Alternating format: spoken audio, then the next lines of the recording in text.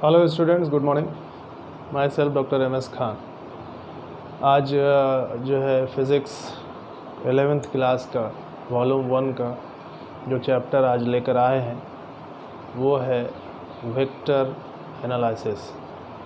ये जो चैप्टर है वो बेसिकली मेज़रमेंट से जुड़ा हुआ है और जो 11th का जो पहला चैप्टर है वो डिस्कस किया है मेज़रमेंट को। तो मेज़रमेंट में जो हम लोगों को पढ़ना है वो 11th या वॉल्यूम 1 में उसमें पढ़ना है unit and dimension, vector analysis और एरर एंड मेज़रमेंट। तो ये मेज़रमेंट जो है आज एक लेक्चर स्टूडेंट्स कह रहे थे सर मुझे वेक्टर पढ़ना है, मुझे वेक्टर समझ में नहीं आता है सर, मेज़रमेंट जो है वो क्यों ज़रूरी है। तो हम लोग जो है आज इसी टॉपिक को लेकर डिस्कस करेंगे। उम्मीद है आप जहां प्रॉब्लम हो रहा था वो आज सॉर्ट आउट होगा, आप समझ पाएंगे। तो चलिए स्टार्ट करते हैं। और आप अपने सामने बोर्ड पे लिखा हुआ दिख रहा होगा, चैप्टर का नाम है ये वेक्टर एनालिसिस।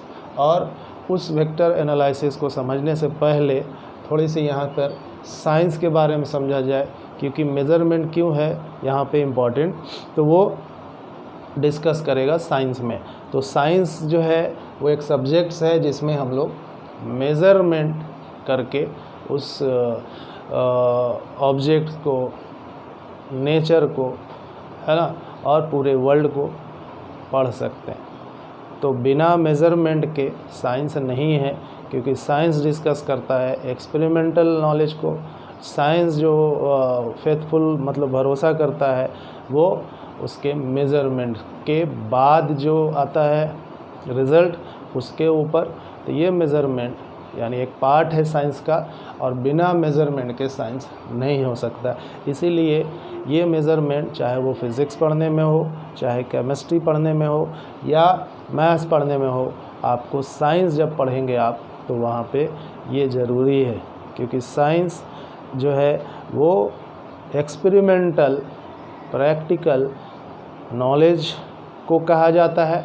और एक्सपेरिमेंटल प्रैक्टिकल और ऑब्जर्वेशन पे जो बेस्ड नॉलेज है उसको अगर आप फाइंड आउट करना चाहेंगे तो उसके लिए मेज़रमेंट आपको करना होगा।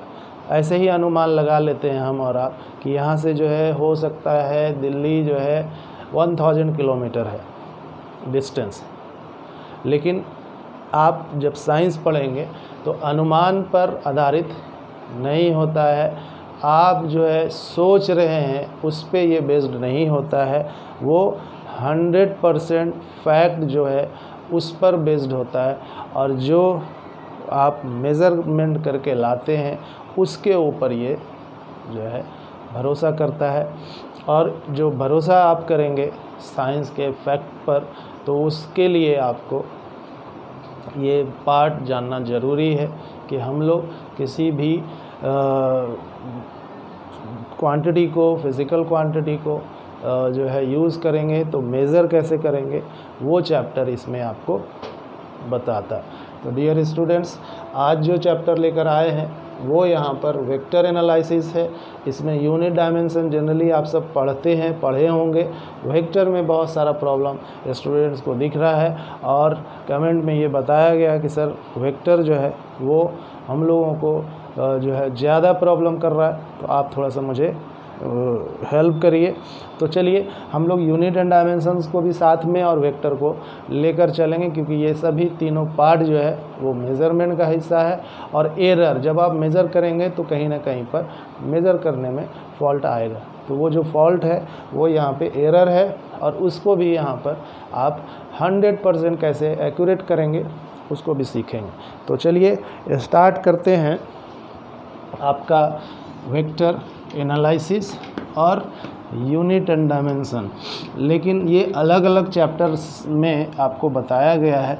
हम लोग भी अलग अलग जो है वो लेक्चर में अलग अलग यूनिट एंड डायमेंशन या वेक्टर को पढ़ेंगे, ठीक है। पहला जो टर्म आता है मेज़रमेंट में, वो टर्म किसके लिए आता है, तो वो है यहाँ पे फिज़िकल क्वांटिटी।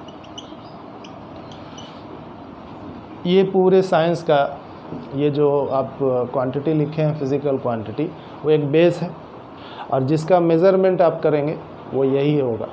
साइंस मेज़रमेंट का पार्ट है और मेज़रमेंट आप किसका करने जा रहे हैं वो यहाँ पर है फिजिकल क्वांटिटी। तो कह सकते हैं कि the quantities which can be measured, जिसे आप नाप तौल सकते हैं, वो फिजिकल क्वांटिटी कहलाता है। The quantities which can be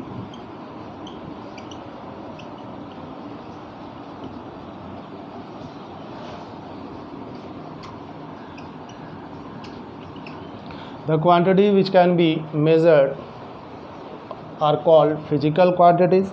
and अगर एग्जांपल देखिएगा इसका, तो कोई भी चीज़ें जिसको आप नाप तोल सकते हैं वो फिजिकल क्वांटिटी है। तो यहाँ मास है, लेंथ है, लेंथ को अगर यहाँ पे डिस्टेंस कहें तो डिस्टेंस आप मेजर कर सकते हैं। मास, लेंथ, टाइम, जो आप टाइम देख रहे हैं वो भी मेज़र हो रहा है।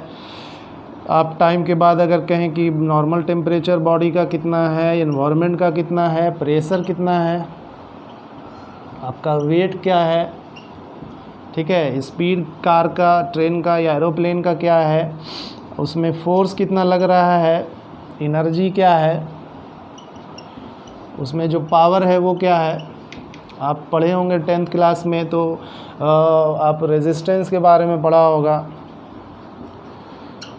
तो रेजिस्टेंस जो है यहाँ पे क्या है, ये सभी जो मेजर किया जा रहा है, और भी बहुत सारे हैं, तो उसे हम लोग फिज़िकल क्वांटिटी कहते हैं। मेज़र अलग अलग यूनिट से होगा, अलग अलग तरीके से होगा, क्योंकि ये फिजिकल क्वांटिटी डिफरेंट तरह से यूज़ में आता है। तो हम लोग इसका यूनिट जो है वो सबका एक नहीं होगा, वो अलग अलग होगा। मास जो है वो अमाउंट ऑफ क्वांटिटी को बताता है, तो उसको केजी से मेजर करते हैं। डिस्टेंस मीटर किलोमीटर से मेजर करते हैं, उसका यूनिट है। टाइम आप देख रहे हैं कि सेकंड में है, मिनट में है, आवर में है। तो इस तरह से हम लोग टाइम को मेज़र करते हैं। तो मेज़र जिस क्वांटिटीज़ को करेंगे वो यहाँ पर फिज़िकल क्वांटिटी होगा। कुछ एग्जांपल जो मैंने यहाँ पे बताया वो है मास, लेंथ, टाइम, टेम्परेचर, उसी तरह से फोर्स, एनर्जी, पावर, रेजिस्टेंस, और भी है। ये सभी के सभी जिसको मेजर करेंगे वो यहाँ पर फिजिकल क्वांटिटी कहलाएगा। अब ये फिजिकल क्वांटिटी जो है बटा हुआ है, देखिए यहाँ पे कैसे, तो इसको हटा देते हैं।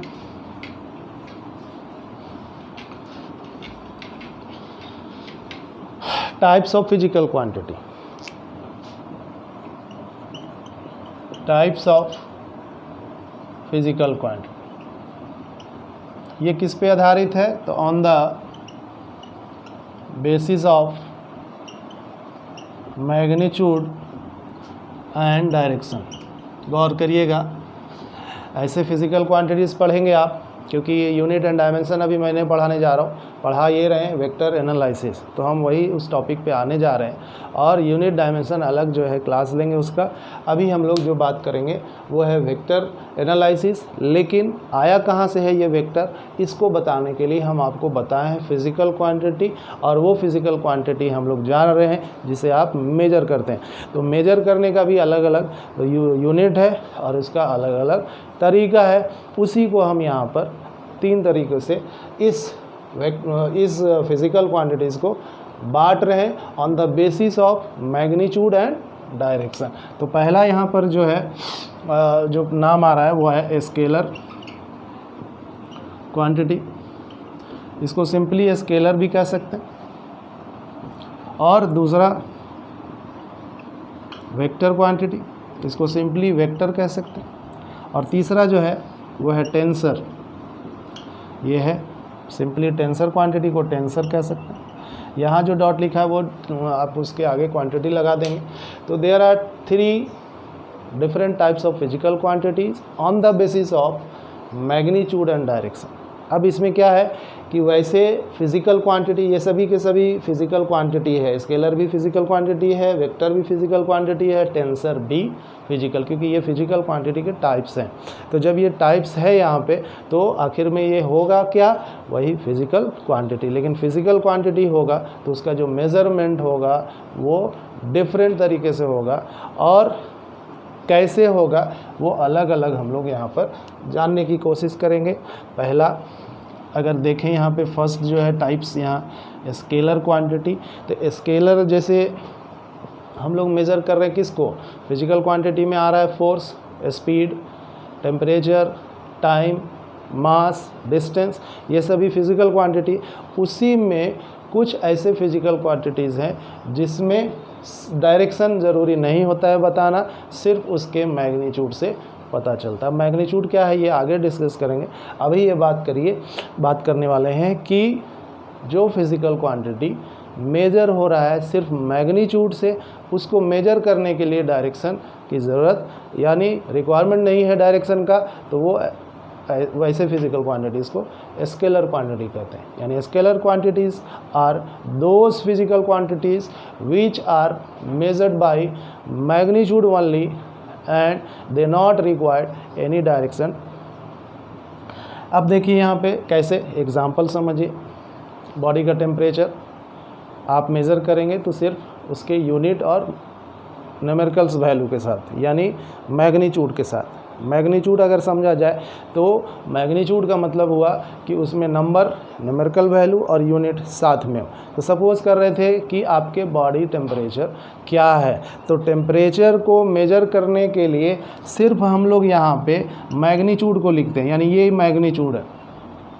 तो 37 डिग्री सेल्सियस ये मैग्नीट्यूड है टेम्परेचर का। इसको मेजर करने के लिए, टेम्परेचर को मेजर करने के लिए डायरेक्शन ज़रूरी नहीं है। आप ये मेजर नहीं करते कि 37 डिग्री सेल्सियस डायरेक्शन नॉर्थ में है या ईस्ट नॉर्थ में है या वेस्ट में है, ऐसा नहीं कहा जा सकता। तो सिंपली वैसे फिजिकल क्वांटिटी जिसको मेज़र हम लोग सिर्फ उसके मैग्नीट्यूड से करेंगे, डायरेक्शन की आवश्यकता ज़रूरी नहीं होगा, तो वो यहाँ पर स्केलर क्वांटिटी कहलाता है।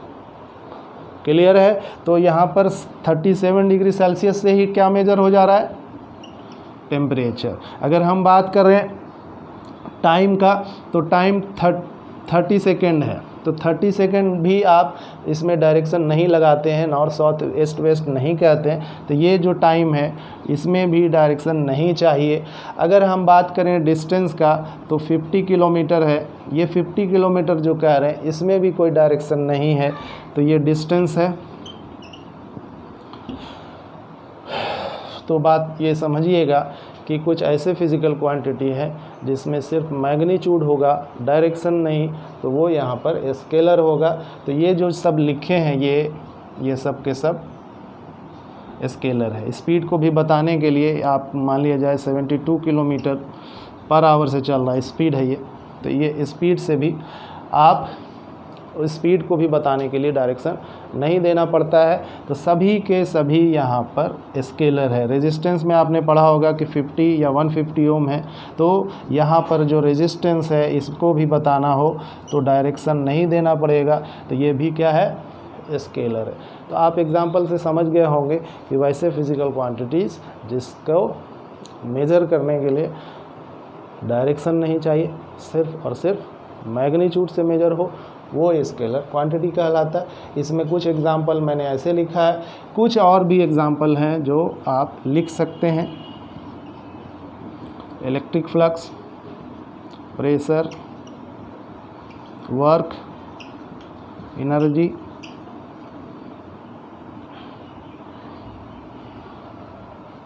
पोटेंशियल, जितने तरह का पोटेंशियल है, इलेक्ट्रिक पोटेंशियल, ग्रेविटेशनल पोटेंशियल, ठीक है। तो ये पोटेंशियल जो है वो स्केलर है, इसको भी आप यहाँ पे याद रखेंगे। कोई भी फ्लक्स लेंगे, इलेक्ट्रिक फ्लक्स, मैग्नेटिक फ्लक्स, वो भी स्केलर है।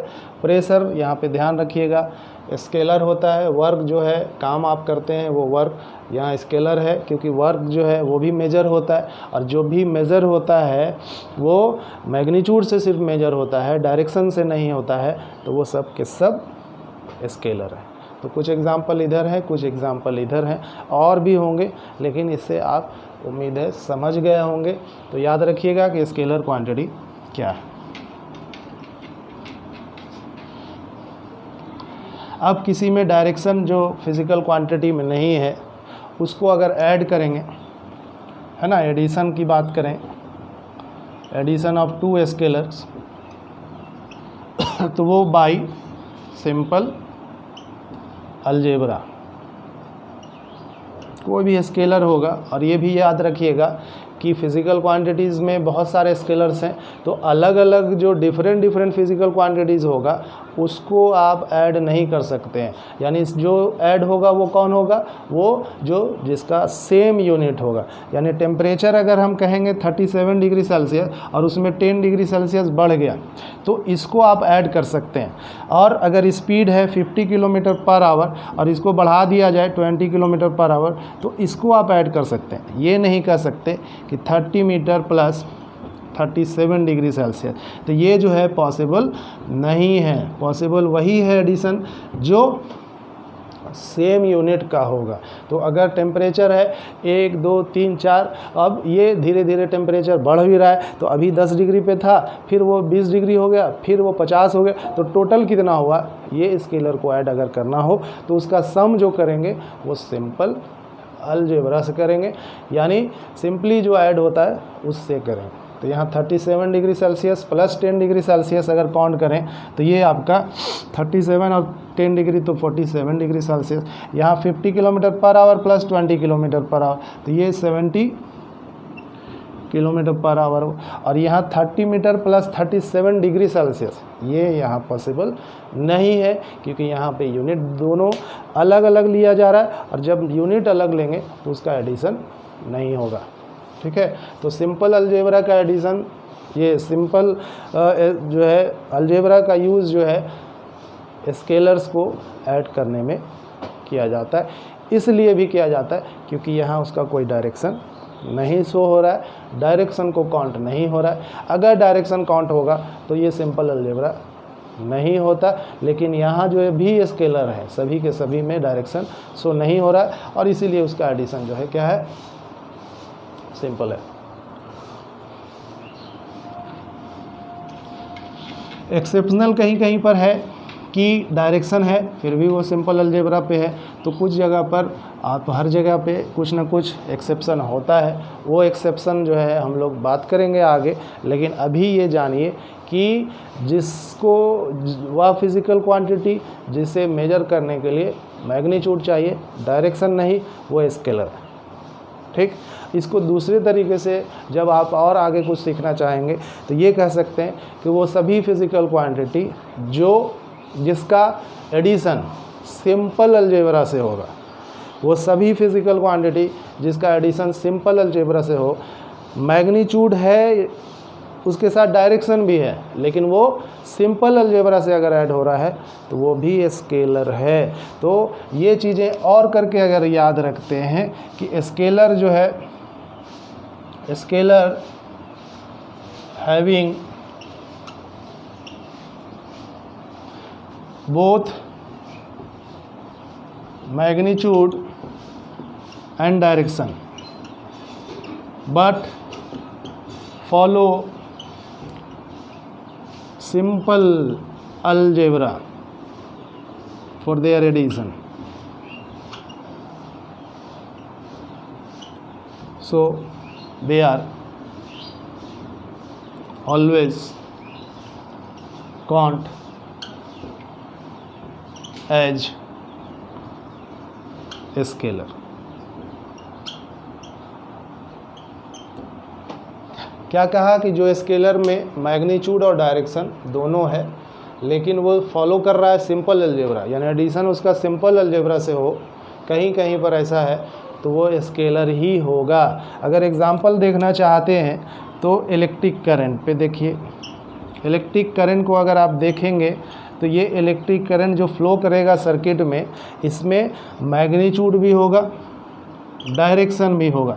मान लिया 5 एम्पियर का करंट इधर आ रहा है, 3 एम्पियर का करंट इधर आ रहा है। जब जैसा सर्किट आप बनाएंगे, क्योंकि यहाँ पर इलेक्ट्रिक करंट्स का फ्लो हाई पोटेंशियल से, हाई इलेक्ट्रिक पोटेंशियल से लो इलेक्ट्रिक पोटेंशियल की तरफ जाता है, तो एक फिक्स डायरेक्शन में जा रहा है। तो मैग्नीट्यूड तो है कि 5 एम्पियर है, लेकिन ये हाई इलेक्ट्रिक पोटेंशियल से लो इलेक्ट्रिक पोटेंशियल की तरफ जा रहा है, तो इसका मतलब है कि इनका डायरेक्शन है, इलेक्ट्रिक करंट का डायरेक्शन है और मैग्नीट्यूड तो है ही है। फिज़िकल क्वांटिटी में मैग्नीट्यूड तो रहेगा ही रहेगा, लेकिन कभी फिज़िकल क्वांटिटी में डायरेक्शन में भी नहीं हो तो फिर वो बढ़ जा रहा है स्केलर और वेक्टर में।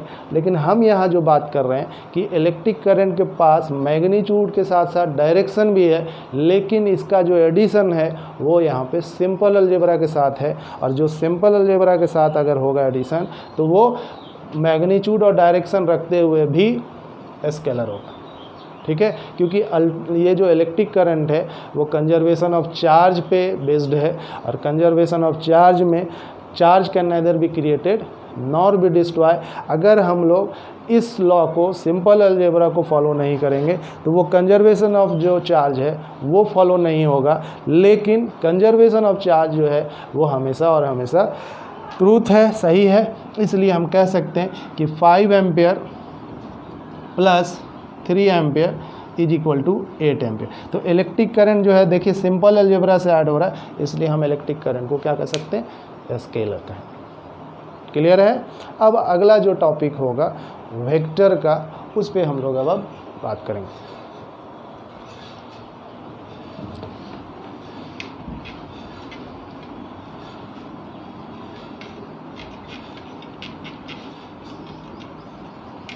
तो अब आप एक चीज़ तो क्लियर हो गया कि फिज़िकल क्वांटिटी जो 3 टाइप्स, डिफरेंट टाइप्स में बटा हुआ था स्केलर, वो आप समझ गए। अगर मैग्नीट्यूड से रिप्रेजेंट हो रहा है फिज़िकल क्वांटिटी तो स्केलर, अगर मैग्नीट्यूड के साथ डायरेक्शन है और वो भी स्केलर में ही शो होगा, लेकिन सिंपल अलजेब्रा फॉलो करता है। अब वेक्टर में जो बात करेंगे वो देखिए यहाँ पे वेक्टर में, जिसको वेक्टर क्वांटिटी कह रहे हैं, ये क्या कहेगा, इसमें मैग्नीट्यूड होगा। पहले ऐसे समझिए, इसमें क्या क्या चीज़ें होंगी, तो मैग्नीट्यूड होगा, साथ में डायरेक्शन होगा और फॉलो करेगा वेक्टर अलजेब्रा को। सिंपल अलजेब्रा और वेक्टर अलजेब्रा ये 2 अलग अलग हैं। ठीक है, यानी वेक्टर अलजेब्रा की बात करिएगा, वेक्टर अलजेब्रा की बात करिएगा तो इसमें 3 लॉज आते हैं। ठीक, एक जो लॉ आता है वो ट्रायंगल लॉ का है, दूसरा जो आता है वो पैरेललोग्राम का आता है, और तीसरा जो है वो है पॉलीगन्स लॉ।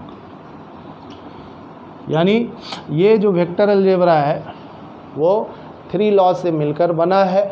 यानी जो वेक्टर होगा उसमें मैग्नीट्यूड है, डायरेक्शन है और फॉलो करेगा एडिशन और सब्ट्रैक्शन में ट्रायंगल लॉ को, पैरेललोग्राम लॉ को या पॉलीगन लॉ को। ये डिपेंड करता है कि नंबर ऑफ वेक्टर्स जो है वो कितने हैं और उसका जो एडिशन होगा वो आपका इन तीनों लॉ के अनुसार होगा।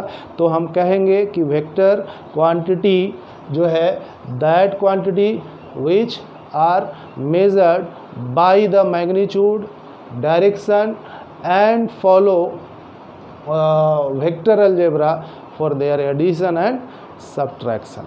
यानी अगर यहाँ पर कहें कि वेक्टर जो अगर है तो उसमें मैग्नीट्यूड तो होगा ही। मान लिया 5 मीटर आप ईस्ट की तरफ जाते हैं, फिर जो है 5 मीटर नॉर्थ की ओर चले गए,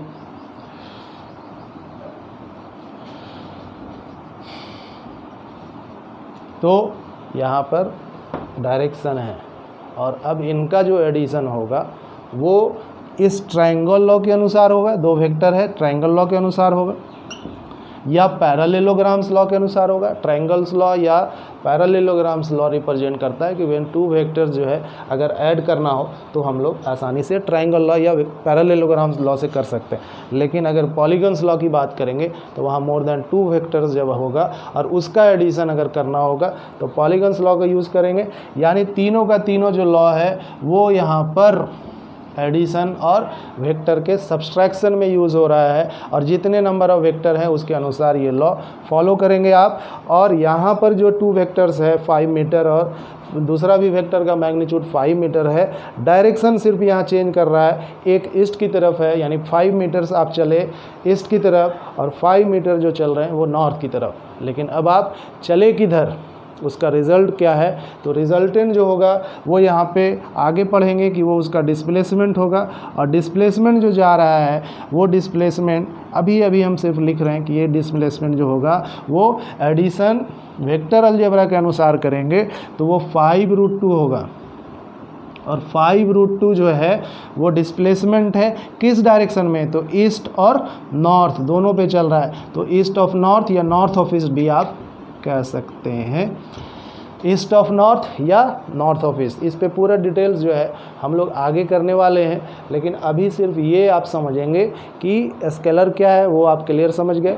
वेक्टर जो है वो हम अभी आपसे डिस्कस कर रहे हैं। ये इसमें आपको पढ़ना है कि वेक्टर क्वांटिटी वैसे फिजिकल क्वांटिटी को कहेंगे जिसका मेज़रमेंट, उसका जो मेज़रमेंट होगा वो उसके मैग्नीट्यूड के साथ साथ डायरेक्शन और इसका जो एडिशन और सब्सट्रैक्शन होगा वो ट्रायंगल लॉ, पैरेललोग्राम लॉ या पॉलीगन लॉ के रूप में होगा। इसका यूज़ करके ही 2 और 2 से अधिक वेक्टर का एडिशन और सब्सट्रैक्शन पॉसिबल है। तो ये चीज़ें आप यहाँ पर समझिए। अब वेक्टर का कुछ एग्जाम्पल यहाँ पे याद रखिए। अभी हमने लिखा डिस्प्लेसमेंट, तो ये शॉर्टेस्ट पाथ को कहते हैं, वो भी बात करेंगे। लेकिन एग्जाम्पल अगर देखिए तो वो आप लिखेंगे displacement, velocity, acceleration, force, momentum,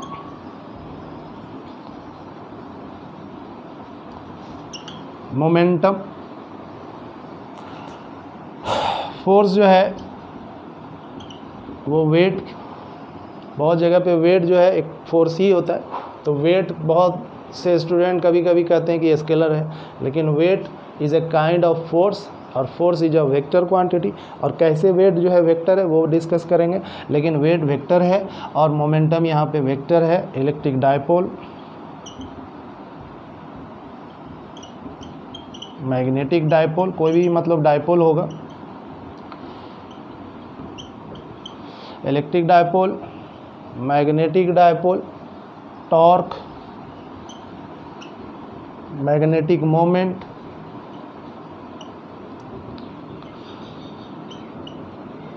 जितने तरह का फील्ड है। अब ये वाला फील्ड ऐसा नहीं समझे कि चारों तरफ का जो फील्ड मैदान है वो all type of field.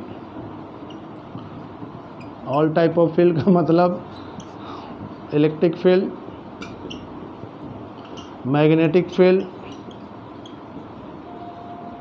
Gravitational field,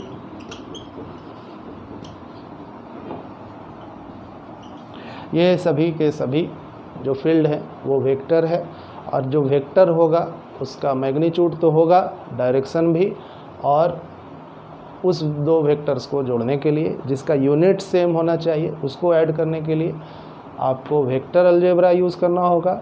vector algebra का मतलब हुआ कि जो 3 लॉज हैं, triangle law, parallelogram law and polygons law, उसके तहत जो है वेक्टर का आपको एडिशन करना होगा, या कभी कभी सब्ट्रैक्शन का यूज़ होता है तो आप उसी वेक्टर अलजेब्रा के रूप में करना पड़ेगा, उसी वेक्टर अलजेब्रा के रूल्स को फॉलो करना होगा।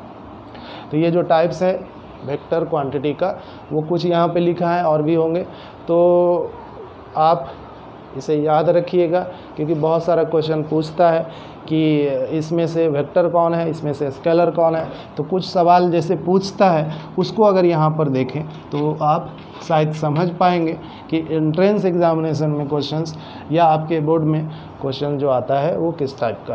तो देखिए क्वेश्चन है, which of the following is are vector.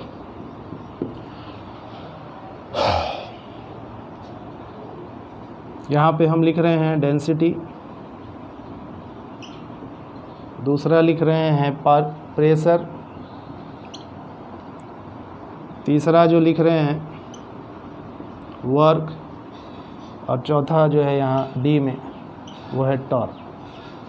ठीक है, अभी हम सब बताए थे एग्जाम्पल में, कुछ एग्जाम्पल शायद नहीं बताए। यहाँ पे डेंसिटी ये स्केलर है, प्रेशर स्केलर है और वर्क भी स्केलर है। तो यहाँ पे क्वेश्चन है कि which of the following is are vector. Are लगा है क्योंकि हो सकता है इसमें बहुत एक से ज़्यादा भी हो, लेकिन ई में हम लिख सकते हैं ऑल ऑफ दीज। तो यहाँ पे ऑल ऑफ दीज नहीं है, यहाँ पर जो वेक्टर एक है वो सिर्फ और सिर्फ टॉर्क है।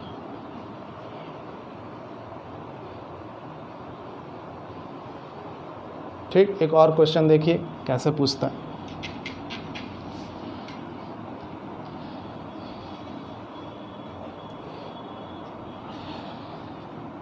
Momentum is a quantity. यहाँ पे वेक्टर है, स्केलर है, टेंसर है और डी में नन।